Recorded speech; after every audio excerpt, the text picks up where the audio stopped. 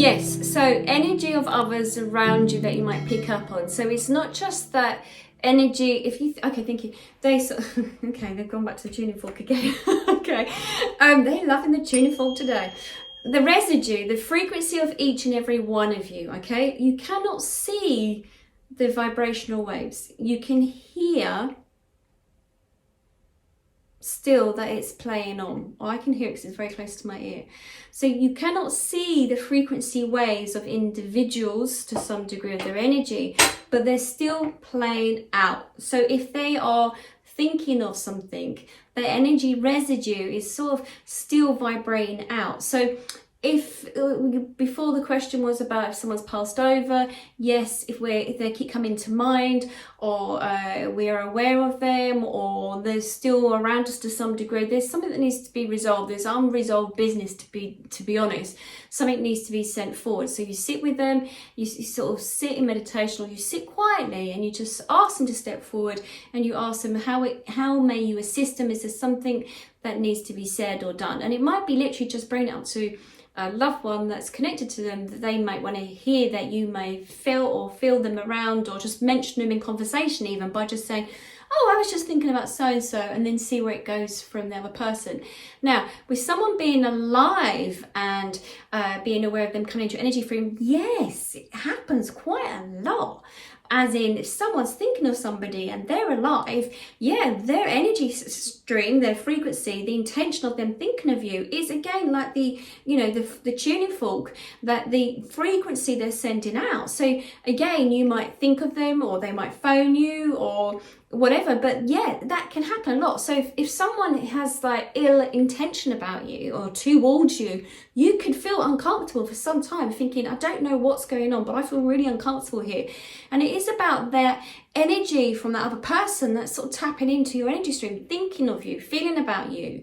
It's great if you're in love with someone and you've got that love frequency and you're thinking and feeling of them. That's brilliant, because this is love currency, they just said, of these beautiful emotions that's flooding your system.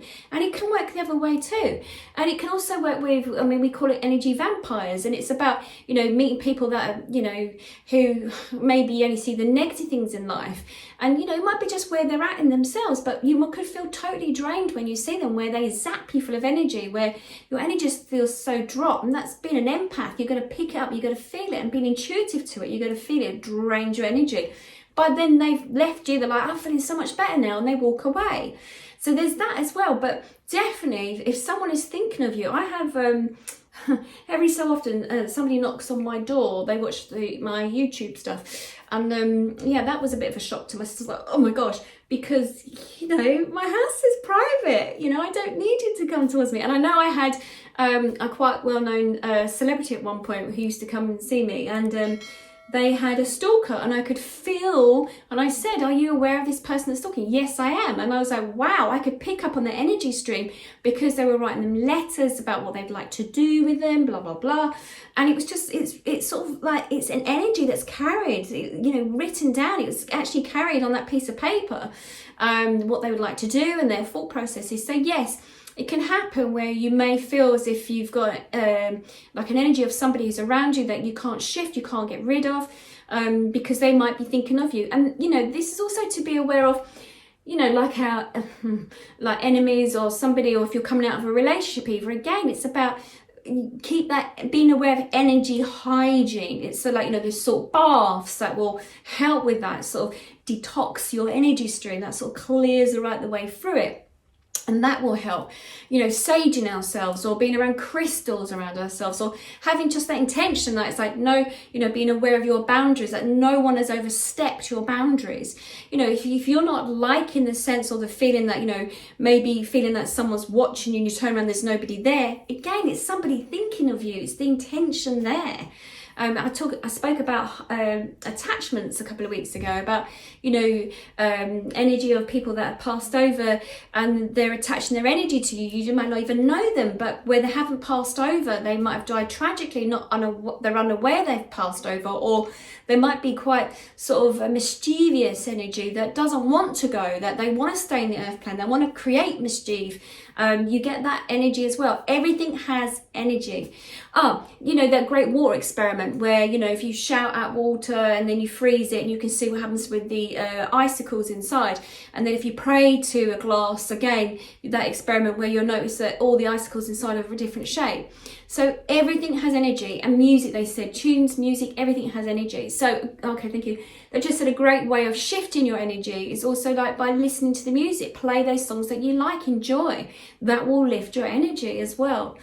So yeah, so if someone's alive and you keep feeling their presence around you, or they keep coming into your head all the time, yes, they probably are thinking about you, and maybe you need to sort of look about how you can protect your energy field. You know, either a golden egg that pushes them out if you don't want their energy field around you, or if someone has ill intentions against you, then create a mirrored bubble around you so it reflects back. So any ill thought, any ill feeling, it just bounces straight back to them, and they can feel uncomfortable. And I do this on the tube quite a lot. If you're on the tube or public transport and you're not happy with an energy of someone that you feel being a bit intrusive, you can create a beautiful, I always create like a disco mirrored ball, and so that then whatever they may be thinking about me, it bounces back to them. And you can actually see it, they don't feel comfortable, they get up and they change seats, or they, you know, whatever. So yeah, that's another way.